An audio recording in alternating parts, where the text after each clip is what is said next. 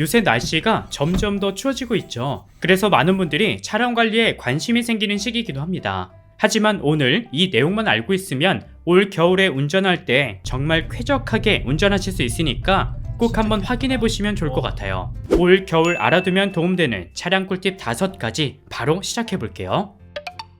자, 첫 번째는 우리가 겨울에 제일 많이 겪는 건데요. 바로 김서림입니다. 운전하다 보면 이거 은근히 신경 쓰이죠. 김서림 없앤다고 창문도 내려보고 에어컨도 켜보고 급하게 손으로도 닦아보지만 다시 김서림이 끼게 돼서 거슬릴 때가 많은데요. 이때 이것만 있으면 한두 달은 정말 편하게 운전할 수 있습니다. 바로 샴푸와 면도할 때 쓰는 쉐이밍 젤인데요. 샴푸는 여러분들 집에 있는 아무 제품이나 사용하면 되고요. 그리고 쉐이밍 젤이나 쉐이밍 폼은 둘 다 효과가 좋으니까 가지고 계신 걸로 사용하시면 되는데, 근데 여기서 일회용 면도기를 사면 이렇게 작은 쉐이밍 젤이 같이 들어있죠. 집에 잘 찾아보면 남는 게 분명 있을 겁니다. 그걸 활용하면 더 좋습니다. 먼저 김서림은 외부 온도와 내부 온도가 다를 경우 쉽게 생기는데, 이때 계면 활성제 성분을 바르면 김서림 방지에 효과가 있거든요. 제가 집에서 어떤 게 제일 효과가 좋은지 간단하게 한번 테스트를 해봤어요. 먼저 샴푸하고 쉐이밍 젤 폼, 그리고 린스와 주방 세제도 같이 테스트를 해봤는데요. 린스는 생각보다 효과가 좀 없었고요. 나머지는 효과가 다 있었지만 샴푸는 닦는 게 조금 힘들었고요. 주방 세제는 효과는 좋은데 지금 보시는 것처럼 썬팅지에 따라 신호등이나 빛이 굴절되는 난반사가 생길 수도 있다고 하니까 참고해 주시고요. 난 좀 고민된다 하시는 분들은 화장실 거울로 미리 한번 테스트를 해보시고 결정하시면 좋을 것 같아요. 효과가 정말 좋더라고요. 자, 그럼 먼저 마른 타월을 하나 준비해 주시고요. 여기에 쉐이밍 젤을 살짝 묻혀서 닦아주시면 되는데, 처음부터 너무 많이 바르지 마시고 정말 조금씩 짜서 발라주는 게 좋습니다. 골고루 바르셨으면 이제 마른 타월로 잘 닦아주시면 되는데요. 잔여물이 남지 않게 잘 닦아주시고, 특히 너무 강하게 닦으면 썬팅지에 무리가 갈 수 있으니까 부드럽게 잘 닦아주세요. 다 하고 나서 이렇게 뜨거운 물로 확인해보면 작업하기 전과 후가 정말 다릅니다. 여기가 작업 전 유리고요. 이쪽이 작업한 곳입니다. 차이점이 한눈에 느껴지시죠? 근데 사실 이렇게 하는 게 좀 귀찮을 수도 있어요. 그래도 이럴 때 아니면 또 언제 앞유리를 닦겠습니까? 그리고 한번 하고 나면 지속 시간은 한 달에서 길면 2달 정도 유지가 되는데요. 사실 시중에서 팔고 있는 김서림 방지 제품들도 좋은 게 많지만 이것도 나쁘진 않은 것 같아요. 그리고 집에 있는 것들로 활용할 수 있다는 점이 좋으니까 더 추워지기 전에 한번 작업해 두시면 좋을 것 같습니다.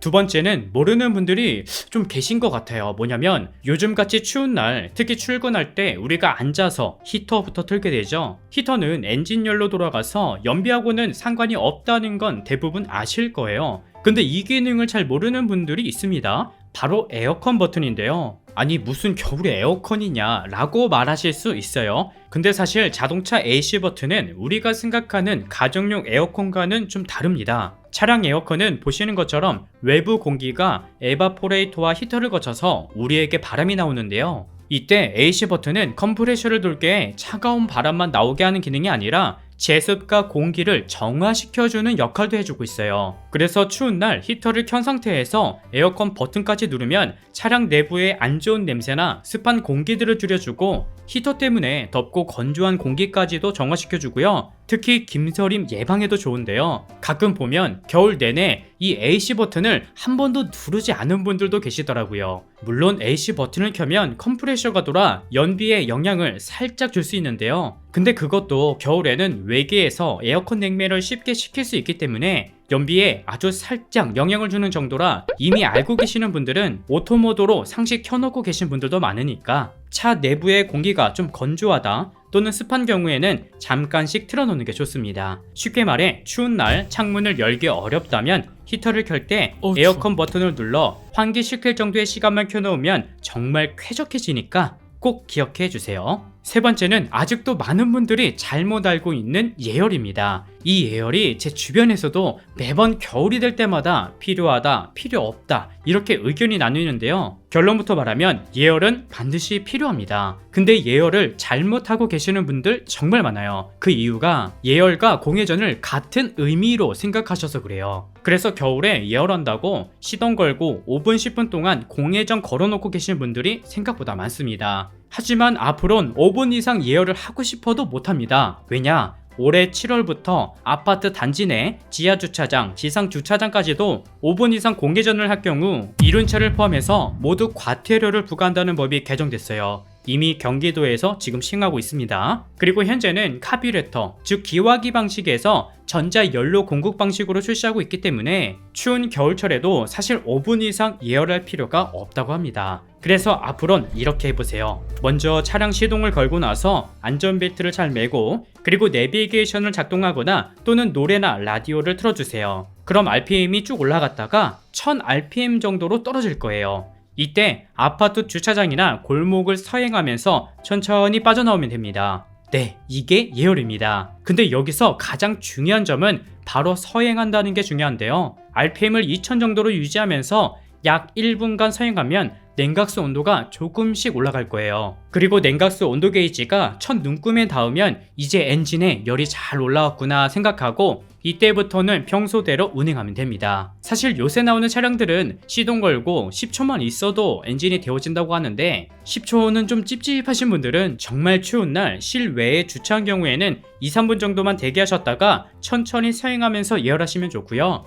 늘 상온을 유지하는 지하 주차장의 경우는 30초에서 1분 정도 대기했다가 서행하면서 예열하면 좋습니다. 그리고 서행하는 이유 중 하나는 우리가 예열이라고 하면 엔진부터 생각하게 되는데 사실 추운 날 엔진 말고도 타이어라든지 또는 쇼급쇼보 내부에 있는 오일이라든지 이런 부분들도 다 딱딱하게 굳어 있습니다. 그래서 서행을 하면서 천천히 열을 올리는 게 차에는 가장 좋고요. 위 방법들은 사실 교과서적인 방법이니까 내용만 참고하셔서 내 상황에 맞게 예열하는 게 제일 좋습니다. 네 번째는 겨울과는 크게 상관은 없지만 이것도 은근히 모르는 분들이 많습니다. 바로 스마트키 방전 기능인데요. 요새는 대부분 스마트키로 자동차 문을 쉽게 열거나 시동을 끄고 켤 수 있는 기능까지 정말 편리하게 사용할 수 있게 바뀌었습니다. 하지만 스마트키의 배터리가 약하거나 고장이 나게 되면 문도 열리지 않게 되고 시동도 걸리지 않아서 당황하게 되는 경우가 종종 발생하는데요. 스마트키에 보조키가 안에 내장되어 있어서 보조키로 문은 열면 되지만 그 다음 시동을 걸 때 어떻게 해야 하는지 난감했던 분들이 종종 계신다고 합니다.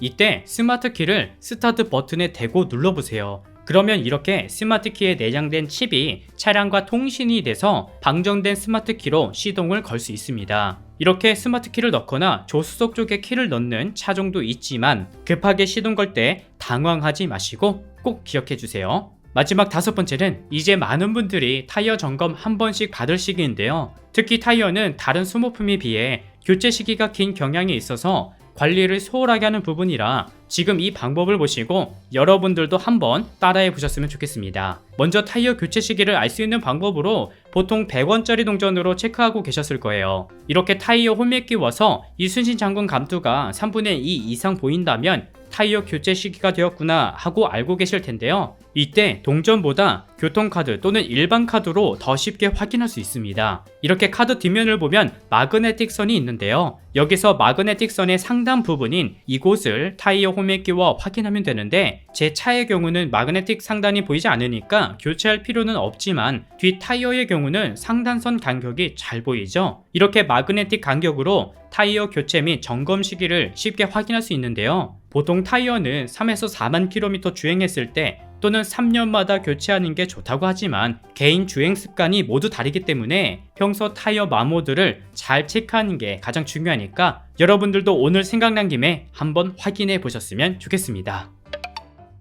오늘은 이렇게 겨울이 오기 전에 알아두면 도움되는 자동차 꿀팁 5가지를 준비해봤는데요. 이 외에도 좋은 꿀팁을 알고 계시면 다른 분들도 보실 수 있게 댓글로 알려주시고 저는 다음 영상에서 다시 인사드릴게요. 늘 안전운전하세요.